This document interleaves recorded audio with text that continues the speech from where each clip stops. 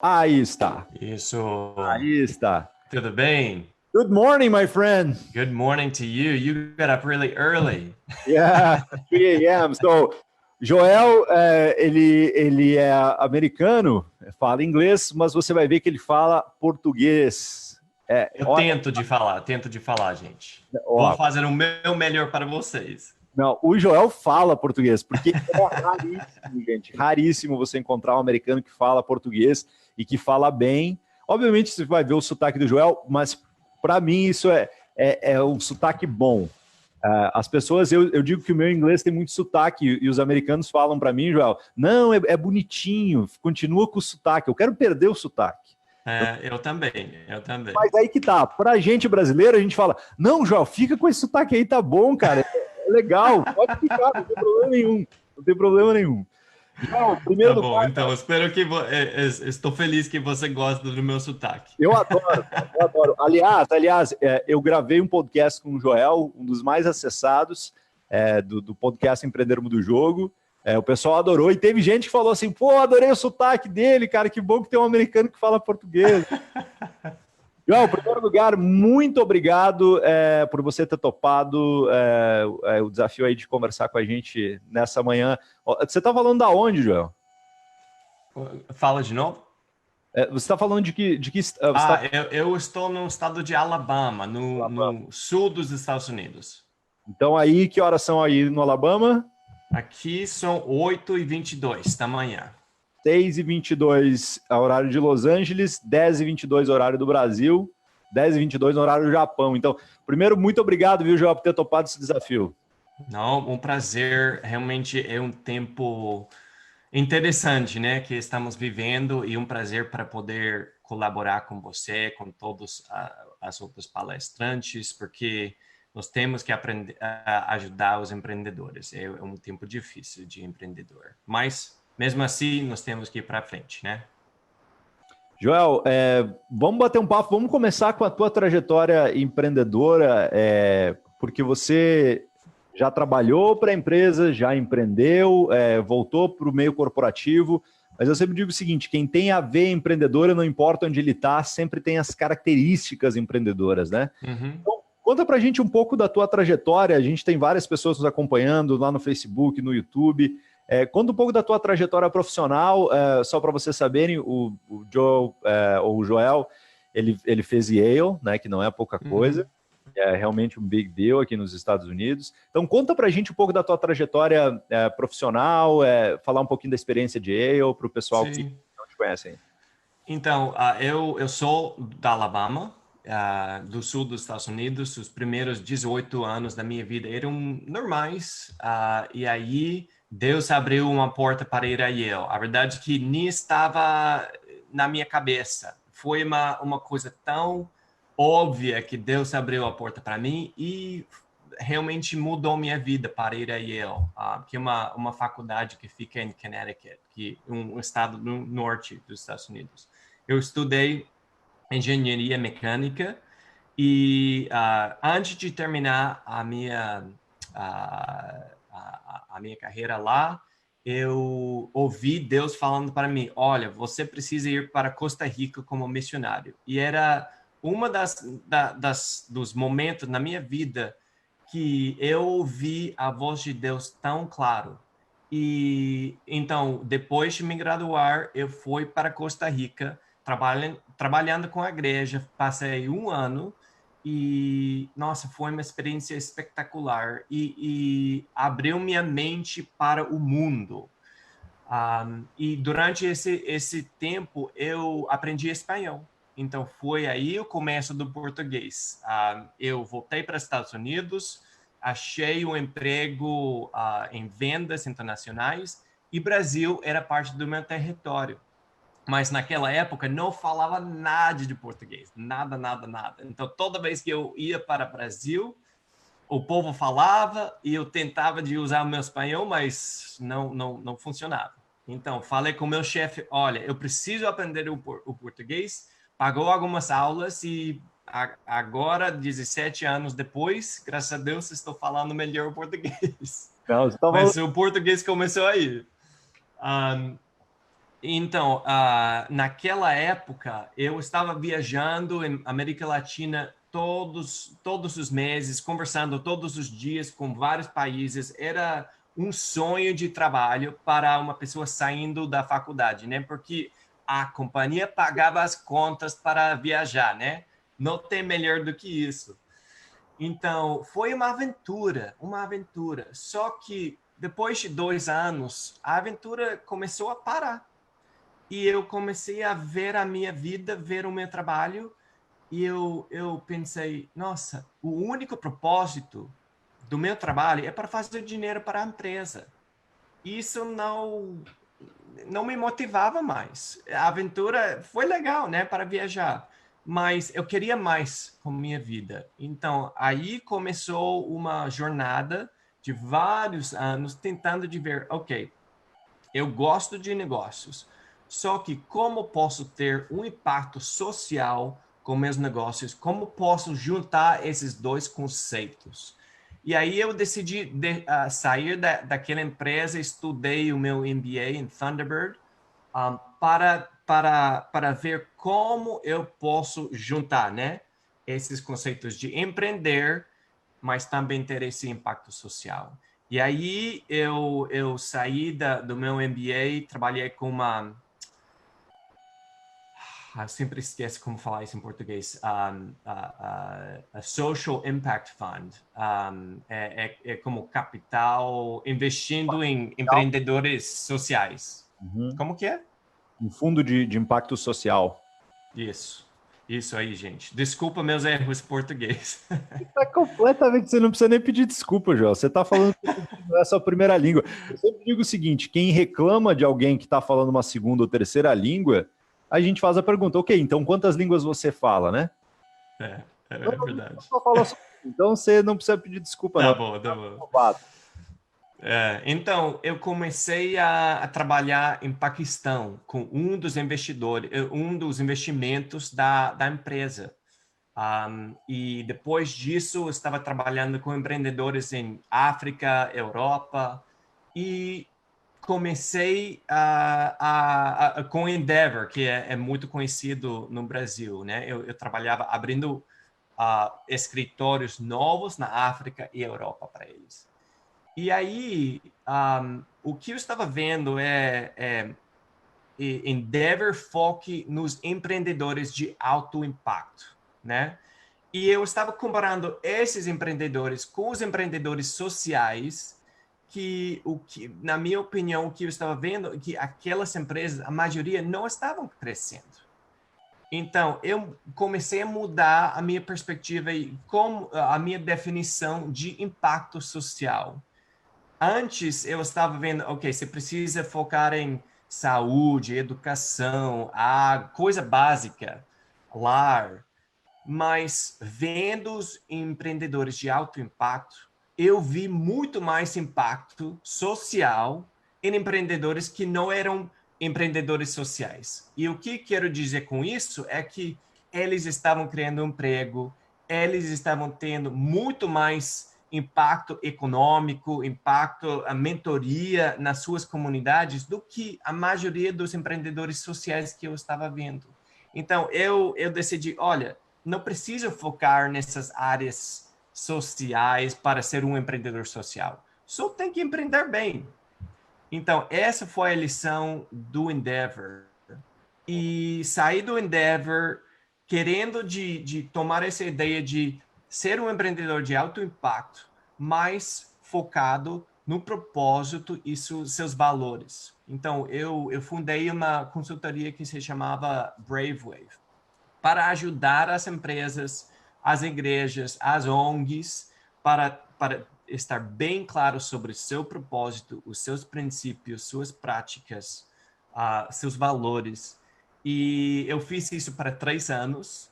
Terminei entrando em uma organização de tecnologia, uma companhia de tecnologia que se chama Cloud Factory, que é uma companhia fundada por cristãos, que graças a Deus está bombando, e eu entrei como vice-presidente de talento e cultura para eles. Então fiz isso 2 anos e meio, e E agora eu estou em outra fase de usar todo esse conhecimento de cultura para ajudar outras empresas, ONGs, na área de cultura, e também estamos começando a ajudar as famílias, porque o que eu vi na minha vida é que 12 anos ajudando outros a criar cultura, e eu não estava aplicando essas lições na minha vida. E isso foi chocante para mim, para minha esposa. Então, nós sentamos e nós falamos, olha, vamos criar nossa cultura, ser intencionais em criar nossa cultura familiar. Nós fizemos um propósito, os nossos princípios, nossas práticas. E aí vamos aplicando esse poder de cultura para as empresas e para as famílias. Uau, Joel, isso que você falou é muito poderoso, né? Às vezes a gente esquece de aplicar algumas coisas na nossa família, né? Que bom que você tocou nisso. Joel, a gente está falando sobre cultura e o seu tema é como a gente fazer uma cultura, então, empresarial nesse crise. E aí, já que a gente vai entrar em relação à crise, como é que está o Alabama? Como é que vocês estão enfrentando essa epidemia? Vocês estão de quarentena? Se puder dar um panorama para a gente. Sim, então, estamos no final da terceira semana de quarentena aqui em nossa casa. A situação está ficando feio aqui nos Estados Unidos, de verdade. Vocês devem saber que tem mais de 1 milhão de infectados do coronavírus no mundo. Aqui nos Estados Unidos tem mais de 250 mil. E as áreas fortes são Nova York, Califórnia, agora Flórida. Graças a Deus não é tão forte ainda aqui na Alabama, mas eu vi uma pesquisa que está falando que a situação vai ser feio aqui. Por quê? Porque não tem suficiente ventiladores aqui no estado. Então, o problema é que se todo mundo fica doente no mesmo tempo, não tem suficiente máquinas para ajudar as pessoas. Então, se uma pessoa está doente, não tem problema, né? Mas se tem um monte no mesmo tempo, hospitais não conseguem. Então, a situação é feio. A minha filha, Julia Joy, cumpriu 3 aninhos no sábado, e os meus pais ficaram fora da casa, e a gente tem um balcony, como fala balcão? Uma varanda. Uma varanda, isso. Então, a gente ficou na varanda, colocou o Happy Birthday lá, eles ficaram ali embaixo e estavam cantando para nós. Foi loucura, eu nunca vi isso na minha vida. Mas a gente ama, obviamente, nós amamos os meus pais e a gente não quer ficar perto, porque não queremos que eles fiquem doentes, porque é muito mais grave para as pessoas com idade. Então, mas eu estava falando para minha esposa que estou grato que nós temos tanto amor dentro de casa, porque a situação é feia fora, mas nós mesmos, juntos, nós gostamos de passar tempo juntos, e muito mais difícil para aquelas famílias que têm muito mais problemas dentro de casa.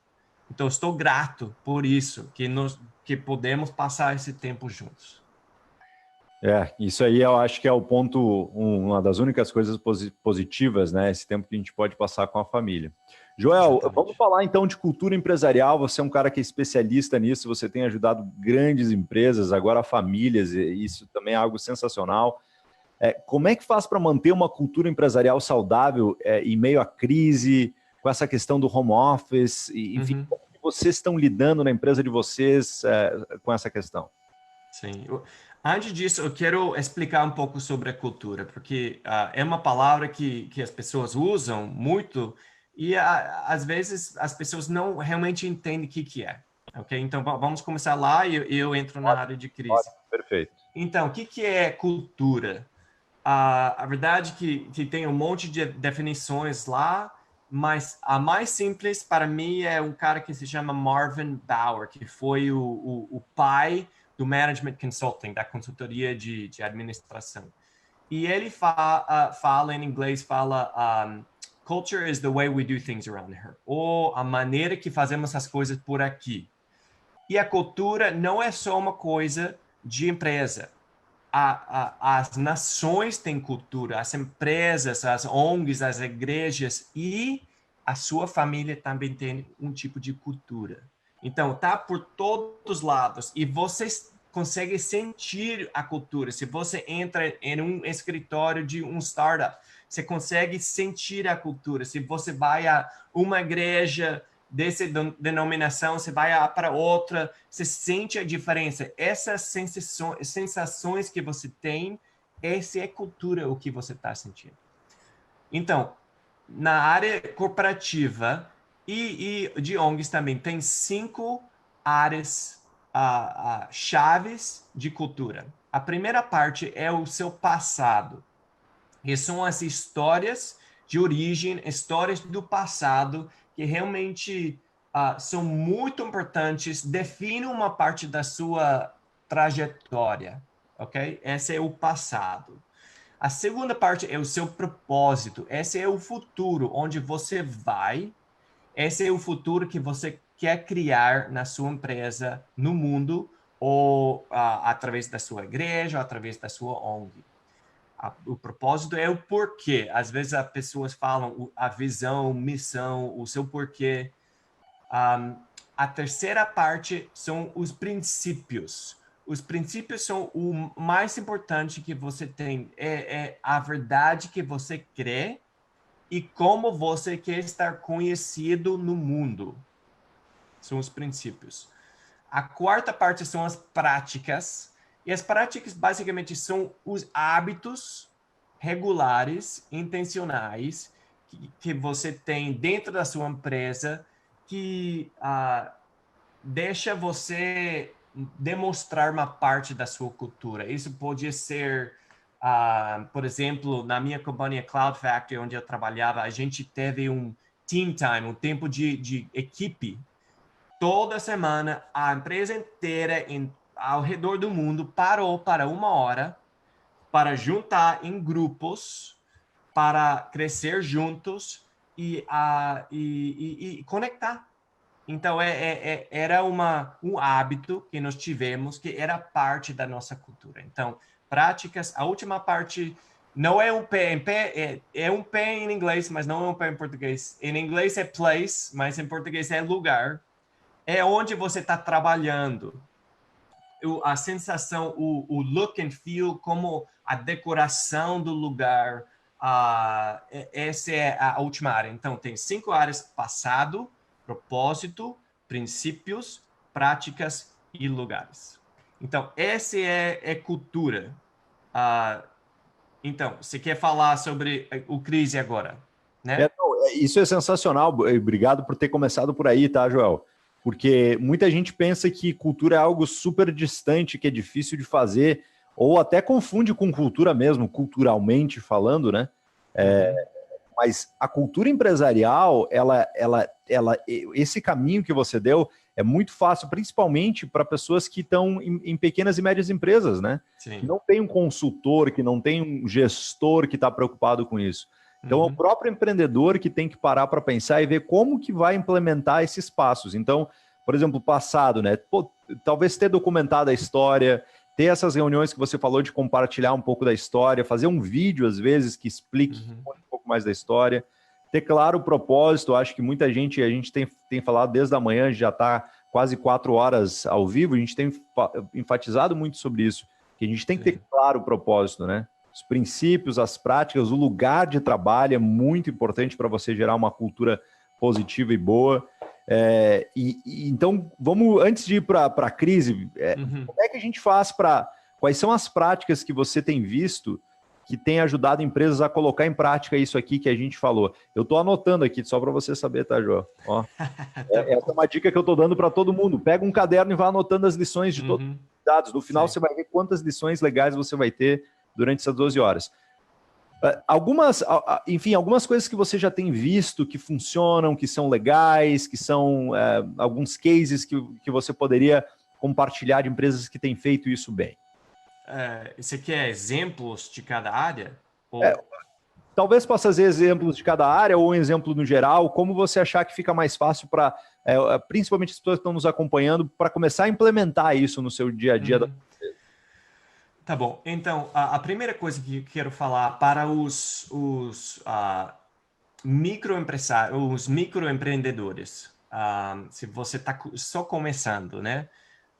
Não precisa. A cultura é uma coisa que é muito irônico, porque você consegue sentir num minuto que você entra em um escritório.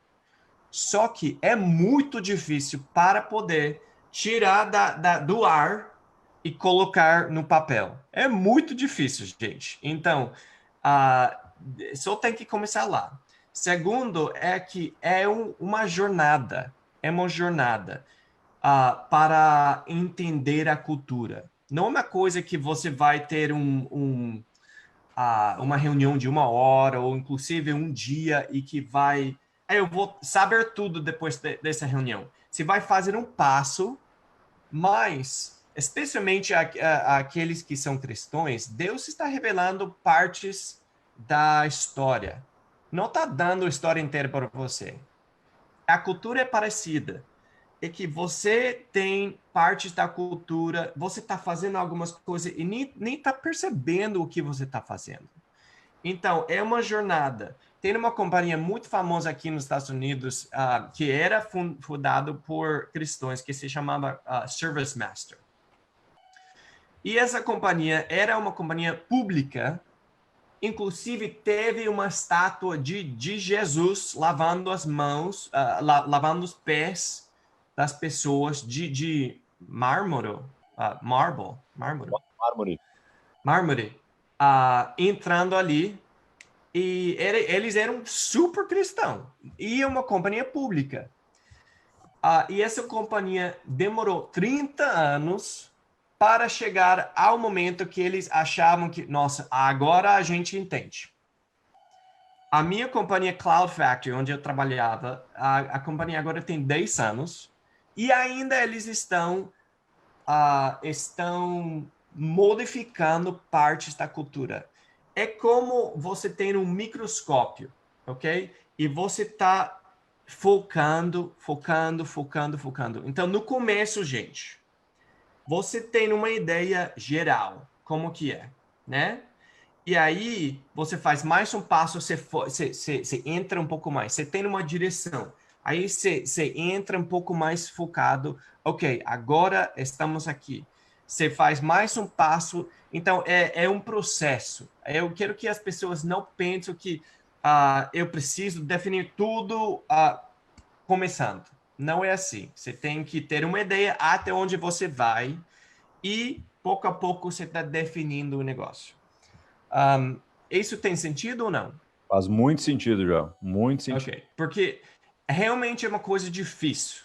É difícil. E as pessoas precisam saber disso, que é difícil, mas vale a pena para focar no negócio. Porque é muito forte. Porque tem muita pesquisa mostrando que as companhias que têm uma cultura forte são muito mais produtivas, têm muito mais engajamento, e também faz muito mais dinheiro do que as companhias que não são muito fortes da cultura. Então, vale a pena, mas as pessoas precisam entender que não é uma coisa fácil para definir, às vezes. Mas, para todos, tem que focar até onde você vai. Tem que começar com o propósito. Esse é o mais importante. Se você tem 5, 10, 15 pessoas, vocês estão trabalhando em um escritório só, tem que lembrar que o fundador ou os cofundadores são aqueles que a cultura nasce dentro deles. Então, se você tem uma empresa de 5 pessoas, você não precisa ter toda a sua cultura definida. Por quê? Porque você tem sua cultura na sua frente. É o que o seu cofundador ou fundador está fazendo. A maneira de falar, a maneira de tratar as pessoas, a maneira de tomar decisões, tudo isso é cultura. E você tem ali o padrão da cultura. O problema é quando você começa a ter pessoas em diferentes lugares, quando você agora não tem mais 5 pessoas, você tem 100 pessoas, Você tem 300 pessoas, aí a situação é difícil, porque as pessoas não estão interagindo com o fundador ou cofundadores dia e dia. Não estão vendo a cultura. Então, é naquele momento que você precisa ser mais específica e definir mais a cultura, porque tem que o fundador sempre vai ser o nascimento, mas para crescer, a companhia tem que tirar o que está aqui, o que a pessoa está fazendo naturalmente e colocar em prática, colocar no papel, para que as outras pessoas podem transmitir a cultura um do outro. E esse processo é difícil. Então, com Cloud Factory, agora 10 anos, eles ainda estão nesse processo de tirar tudo da cabeça do fundador da empresa e colocar no papel. E não é, a verdade é que não é fácil, mas é necessário para poder crescer ainda mais. Joel, um dia eu ouvi alguém falando que se você, o empreendedor, não definir a cultura, os empregados acabam definindo a cultura e aí é muito mais desafiador para mudar essa cultura, né? Exatamente. A cultura é o que as pessoas fazem no dia a dia, o jeito que eles fazem negócio. Por isso que realmente o que você está falando é crucial. E é por isso que várias empresas têm problema, porque está tudo na cabeça da pessoa e não vai nunca para o papel, né? 100% de acordo. Cada pessoa que entra na empresa está trazendo algo para a empresa, né? E se você não está definindo, né? No começo, né? É o empreendedor que está selecionando toda essa equipe, né? Então, tem controle. Mas quando não tem mais controle, tem outras pessoas que estão entrando que não estão de acordo, não estão pensando da maneira que o empreendedor está pensando, aí está começando os problemas. Estou 100% de acordo. Joel, a gente vive um momento, como você falou, né? Eu acho que o exemplo que você deu assim, a figura talvez é o melhor, que você deu é o melhor exemplo para esse momento, né? Um aniversário de uma criança, você na varanda, seus pais longe. A gente vê isso também no mercado de trabalho, né? Ou seja, as pessoas tendo que fazer home office, pessoas que não estavam preparadas para isso, empresas que não estavam preparadas para isso, não tinham estrutura, não sabem nem como gerenciar, nem como fazer. E aí tem todo esse processo da cultura em cima disso. Como é que... Porque isso que você falou é muito importante. Quando a gente está falando de empresa pequena, você está vendo o jeito que o seu chefe faz, tem alguém gerenciando você. Mas agora com home office, com essa crise, como é que faz para manter uma cultura saudável? Sim, é uma boa pergunta. Então, para aqueles que estão trabalhando sozinhos, a área de cultura que você precisa focar é o propósito, né? Porque você não precisa transmitir a cultura para outras pessoas. Então, só foque naquela área que se você ainda não tem clareza. Para aqueles que têm empregos ou colaboradores que não estão com você, espero que não, né? Porque todo mundo tem que ficar de quarentena. Aí é onde você tem problemas, né? Porque não não estão interagindo tanto como antes. Então, a primeira coisa que eu diria tem que falar a história, tem que falar histórias para as pessoas. Então, o bom de trabalhar de casa é que você pode ser mais produtivo nas suas coisas pessoais. Isso é um bom, né?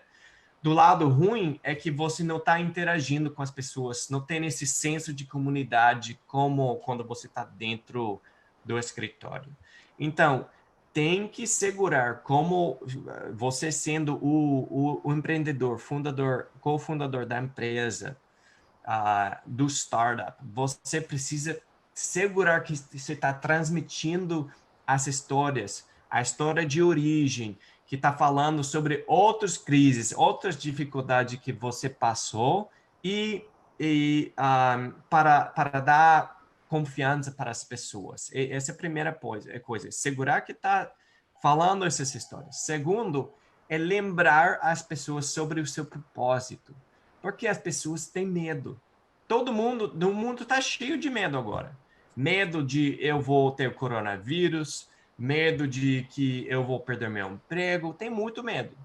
Então, tem que lembrar as pessoas, se você tem um propósito forte, o propósito, nossa, é uma ferramenta tão legal, tão poderosa, porque se você tem um propósito claro, você vai atrair pessoas e elas vão ter motivação interna para trabalhar. Então, não importa se estão trabalhando de casa, porque eu sei onde eu vou, eu fico apaixonado com isso, então vou fazer o meu melhor. Não importa se eu estou no escritório ou se eu estou em casa, eu vou dar o meu melhor.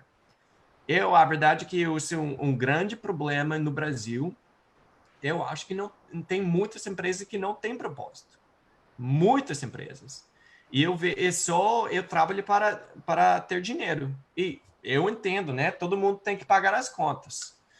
Só que se você tá pagando as contas e tem esse propósito e conecta com você, vai ter muito mais motivação interna do que o outro.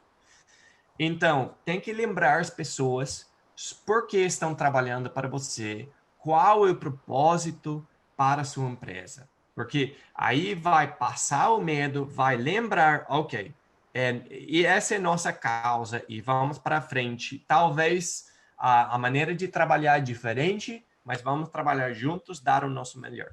Então, segunda área. Terceira é os princípios, que pode ser os valores, também se chama princípios, valores. Tem que, com os valores, por exemplo, em Cloud Factory, um dos nossos valores era um, we build relationships, construímos relacionamentos. Outro era we're one body with many parts, somos um corpo com várias partes. Era uma companhia com base cristã, então tem algumas palavras que está conectada com a Bíblia, né? Então, essas coisas são muito importantes, mas você tem que demonstrar como você pode viver isso dia e dia, ok? Por exemplo, construímos relacionamentos. Tá bom. Se você só construi relacionamentos fisicamente, você vai ter problemas agora, né? Então, você tem que adaptar, você tem que ensinar as pessoas, ok, como estamos construindo relacionamentos agora na quarentena? O que fazemos? Ok, normalmente eu estou almoçando com meus colegas. Agora eu não faço mais. Então, vamos fazer um Zoom. Todo mundo vai comer o seu feijão e arroz juntos e vamos fazer conexão assim. Não é tão legal como sentar do lado da outra pessoa, mas pelo menos estamos sendo intencionais. Então, você tem que fazer a ponte, ensinar as pessoas como viver os seus valores, ou viver os seus princípios no dia de hoje. Na quarta área, em práticas, é parecido. Você tem que pensar, ok, quais são nossas práticas que nós temos normalmente e como podemos adaptá-las para esse mundo digital. Né? Por exemplo, em Cloud Factory, a gente sempre teve uma Monday Morning Meeting, uma reunião de manhã de segunda. E era sempre físico, né? Você tem que estar lá. Mas, obviamente, não conseguimos fazer agora. Então, o mais simples é vamos continuar fazendo isso, mas vai ser virtual. Então, algumas práticas é bem fácil para adaptar, algumas outras é mais difícil. Mas tem que pensar, ok, quais são esses hábitos onde vivemos nossa cultura e como podemos adaptá-la para essa situação que estamos vivendo o dia de hoje. E a última área é a área de lugares. Quando você entra em um escritório, muitas vezes tem parte da sua cultura nas paredes, tem no seu propósito, tem fotos, né? É bem legal, você tem essa sensação. E aí, por exemplo, aqui estamos em Zoom. A verdade é que Zoom não é uma boa ferramenta, mas é muito estéril a palavra certa? Estérico, não,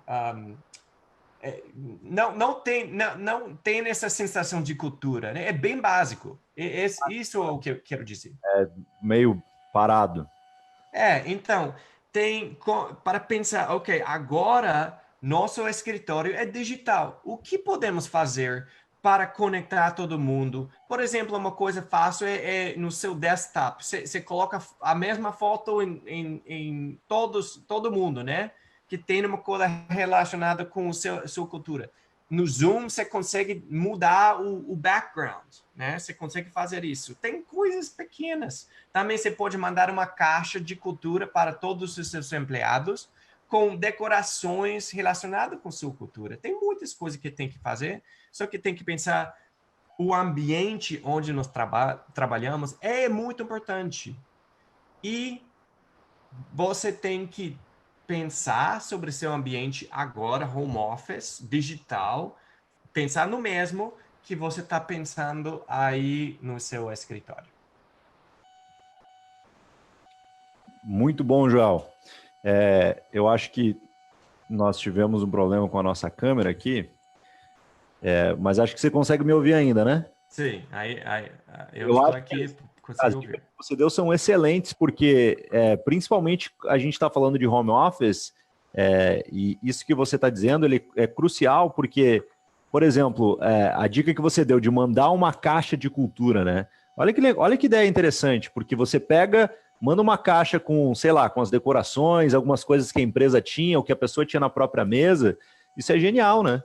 Você pode fazer com que a pessoa consiga se sentir um pouco em casa, né, João? Sim. Em casa no sentido da casa do trabalho, né? Sim.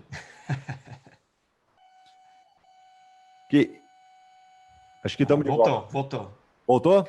Isso. Então, eu acho que isso que é muito legal, né? De você poder, por exemplo, mandar uma caixa de cultura ou trocar o background. São pequenas coisas que vão fazer a gente se sentir um pouco mais dentro da cultura da empresa, e a gente vai ter que ser criativo, né, João? Uhum. Que é um momento que a gente nunca viveu, nunca ninguém passou por uma situação como essa. A gente falava muito antes dessa crise sobre a transformação digital, sobre home office e tal, a gente foi meio que empurrado para isso, né? Sim. Então, todo mundo vai ter que ser bem criativo em relação a isso que você falou. Joel, muito obrigado. Olha, as dicas foram excelentes. Eu anotei bastante coisa aqui no meu caderninho, tá cheio de coisas para colocar em prática, inclusive aqui onde a gente trabalha com a nossa equipe, onde eu trabalho aqui na Jocum, né? A minha equipe hoje tem 11 pessoas, então como a gente pode, só o meu departamento, né? Então, como a gente pode implementar essas coisas de cultura e modificar? Legal. Então, muito obrigado por ter compartilhado o teu conhecimento conosco, viu? Muito obrigado pelo convite, e para todas as pessoas que estão assistindo, não perca a fé, porque isso vai passar. Isso vai passar e é uma oportunidade que nós temos. É difícil, mas mesmo assim é uma oportunidade, e que Deus abençoe todos vocês e vamos ir para frente. Muito obrigado, Joel. Um abraço na família aí. Deixa eu só, antes de você ir embora, tá, Joel? Deixa eu ler os comentários aqui sobre o teu assunto, tá? Uhum. Algumas pessoas mandaram comentários. Deixa eu ver aqui, vamos abrir. A Samara tá falando que é bem BAM, né? Que é Business as a Mission, que você estava falando. Sensacional essa afirmação sobre o impacto social de um empreendedor, grandes resultados, né? Que você falou que não necessariamente precisa ser um empreendedor social para gerar impacto social. Uhum. É muito bom. A Zane Lima está dizendo, acho que os entrevistados...